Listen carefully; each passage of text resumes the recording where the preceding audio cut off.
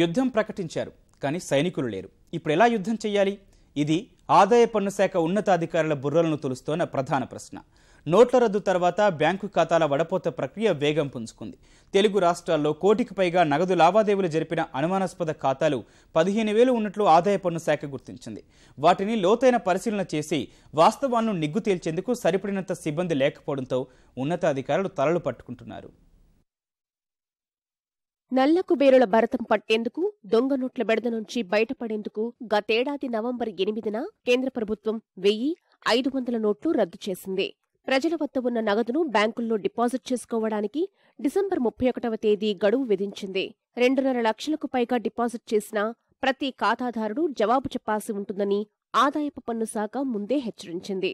ఫలితంగా ఆదాయం చూపని, లెక్కల్లోకి రాని నగదును మార్చుకోవడానికి నల్ల కుబేరులు విశ్వ ప్రయత్నాలు చేశారు.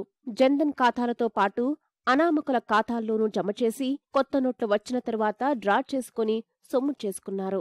డిసెంబర్ 31 తర్వాత బ్యాంకుల్లో జరిగిన లావాదేవీల వివరాలను తెప్పించుకుని వడపోసే కార్యక్రమాన్ని చేపట్టిన ఆదాయపు పన్ను శాఖ కేంద్ర కార్యాలయం అనుమానాస్పద ఖాతాలు 18 లక్షల వరకు ఉన్నట్లు గుర్తించి ఖాతాదారులకు నోటీసులు పంపింది. వాటి వివరాలను సైతం సంబంధిత రాష్ట్రాలకు పంపింది.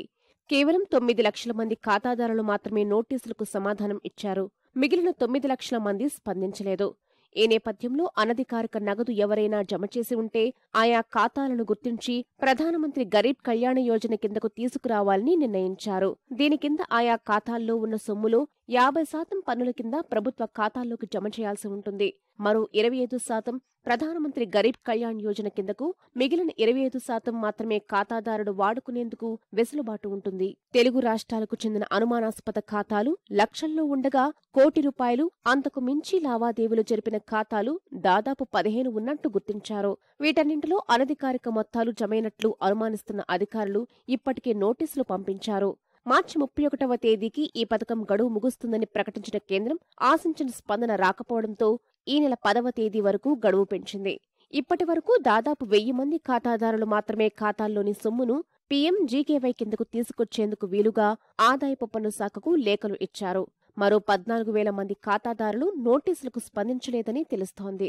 ఇప్పుడు ఆ 14,000 మంది ఖాతాదారులు జరిపిన లావాదేవీలకు సంబంధించి వాస్తవాలు నిగ్గు తేల్చాల్సి ఉంది. అంటే అతని ఆస్తులను, సంస్థలను వ్యక్తిగతంగా తనిఖీలు నిర్వహించాల్సి ఉంటుంది. సరైన ఆదాయం లేకుండా ఖాతాల్లో నగదు డిపాజిట్ చేసినట్లు తేలినట్లయితే తనిఖీల సందర్భంగా లభించిన ఆధారాలతో కేసును నమోదు చేసి విచారించాల్సి ఉంటుంది.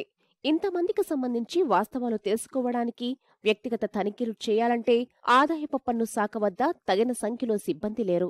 2 రాష్ట్రాల్లోనూ ఖాతాలను పరిశీలించేందుకు ఉన్న సిబ్బంది 600కు మించడం లేదు. వీరితో 14,000 ఖాతాదారుల ఆస్తులపై వ్యక్తిగత తనిఖీలు చేయడం సాధ్యం కావటం లేదు. ఫలితంగా 14,000 ఖాతాల్లోనూ ఎక్కువ మొత్తం జమైన ఖాతాలకు చెందిన వారి ఆస్తులను, సంస్థలను వ్యక్తిగతంగా తనిఖీలు నిర్వహించాలని యోచిస్తున్నారు. ఎక్కువ రోజులు పట్టే అవకాశం ఉండడంతో మరికొంతమంది సిబ్బందిని ఈ తనిఖీల కోసం కేటాయించాలని యోచిస్తున్నారు.